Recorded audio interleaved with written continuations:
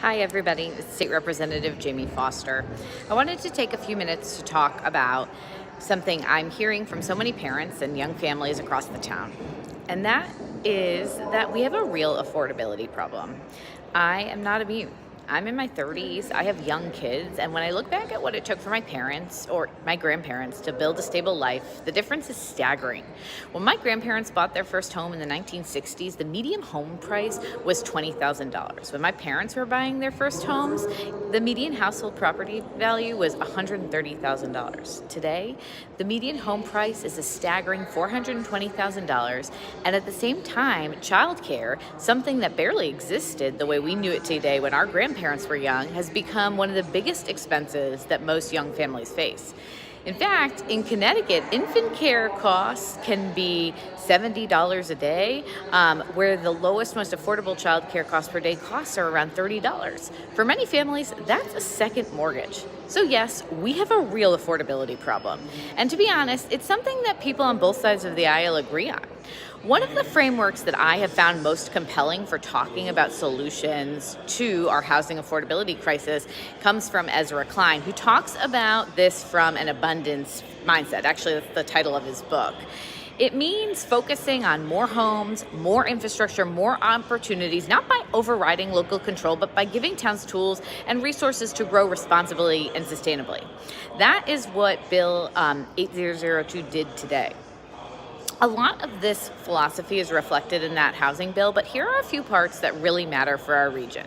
The housing growth plans stay locally driven. They're driven by the CROG, which is a really well-respected, engaged municipal organization our towns work with already.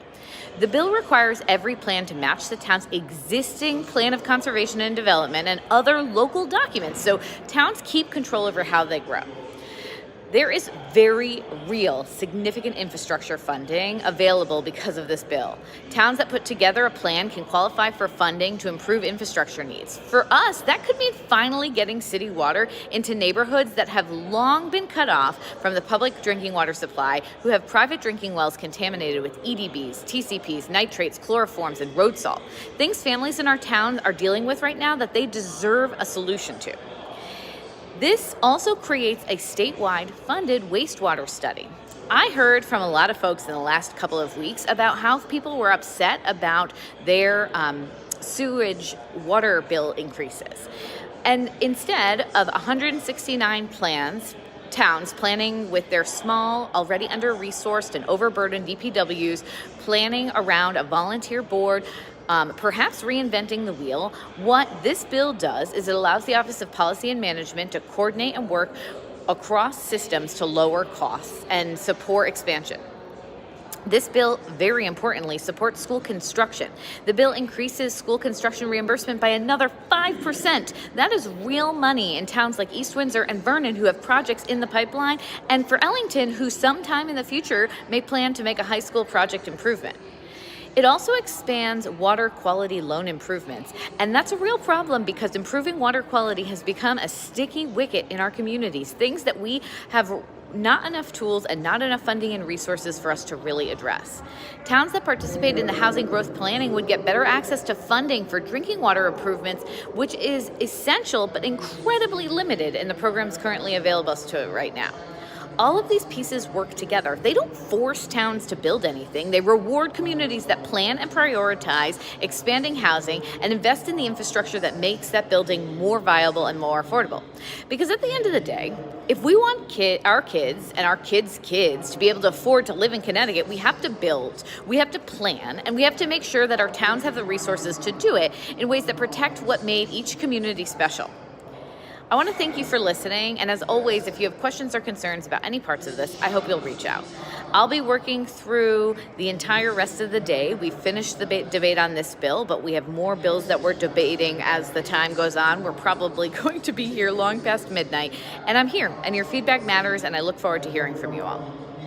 As I was thinking a little bit about what I was going to say today, I was realizing that at some point in time, 6 years ago when I was first elected, I might have said I was one of the youngest people in this chamber, and I cannot say that anymore.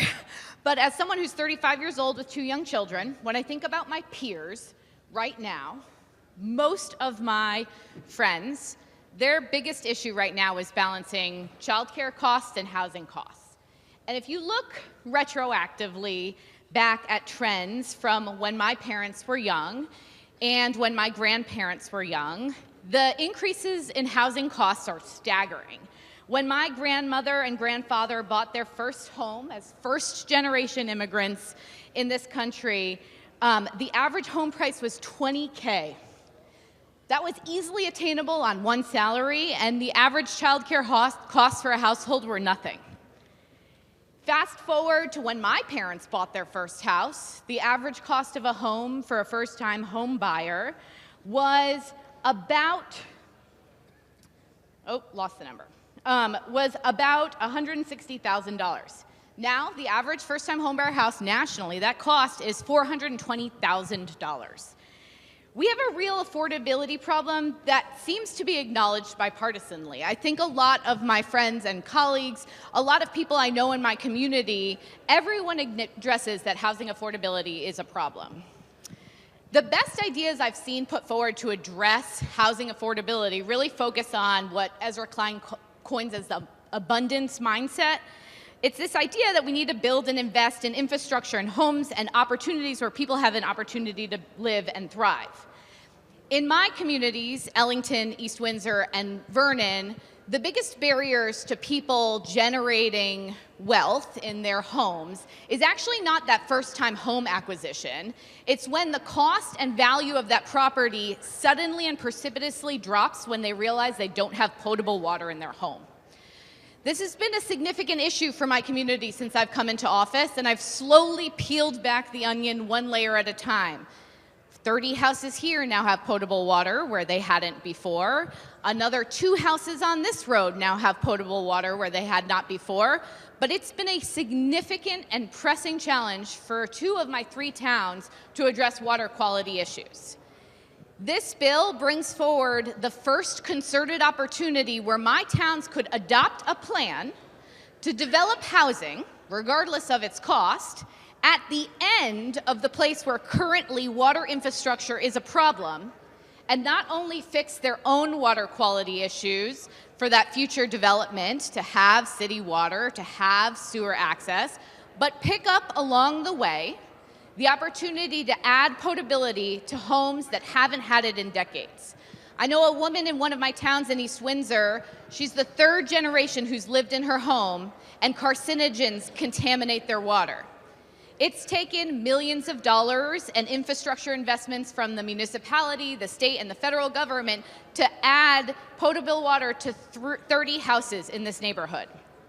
But under this legislation, when you go through sections 5D1, if my municipalities opt into these housing growth plans, then they can work towards funding infrastructure improvements, and perhaps for the first time in decades, my communities where EDBs, TCPs, nitrates, chloroforms, and road salts all currently contaminates people's private drinking wells, with the right strategic plan, those neighborhoods could get picked up on their way to more housing by city water moving its way through. Perhaps it gives my towns even the opportunity to plan smart, to dig once. That kind of strategy would save money for ratepayers, taxpayers alike, and help undo unnecessary redigging of roads for sewage once and then 3 years later for water. This also directs OPM to complete a statewide wastewater study. I was reading and reviewing this last night, talked to my husband who's a civil engineer, and I was realizing that very often we ask municipal leaderships to make a choice about planning for wastewater planning, and there's already significantly overburdened municipal staff in our public works department who are being pulled in hundreds of directions at any given time, and they're making plans, and that could impact someone disparately, that you could end up with the easiest to adopt plan being unburdened, excessively burdensome to one person or another.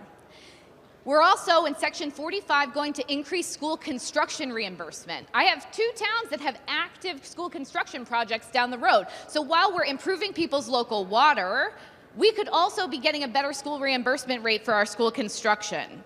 And then most importantly, section 46, This section allows a state mechanism for funding water quality improvements, something that currently there is an incredible amount of competition in a very small amounts of funds available to allow city water expansion to areas, even when there's an imminent public health threat to the water quality. I have folks who are in their 70s who are rolling down 5-gallon water jugs down a flight of the stair for long-term storage. They can't wash their dishes or drink their water, and they have to call a neighbor to get that 5-gallon jug back up into their kitchen every other week when they're changing out their water. This is the first time in a long time that those people have a plan, can have a plan in future where the town can help, where the state can help. And hopefully we can continue to sort of layer these fund streams together and address what has been a long time problematic issue in my community that I have been working very hard to address, but there are significant challenges. I think that it is often easy to say, I have this one part that gives me a little pause, but when you spend as much time as I have in the last 5 years trying to fix almost singularly focused water quality issues, I find that any opportunity for hope for getting families safe water is a really exciting opportunity for me to vote yes and support a lot of problems pressing in concerns in my community, but perhaps most importantly, for the first time, giving hope that a variety of different neighborhoods that have been cut off from potable water for decades might finally find relief. And for that reason, today I'm going to vote yes, and I'm grateful for the opportunity to help my communities finally have safe, potable water, drinking water where wells are contaminated. And I thank everyone for their leadership in moving this forward. Through you, Mr. Speaker.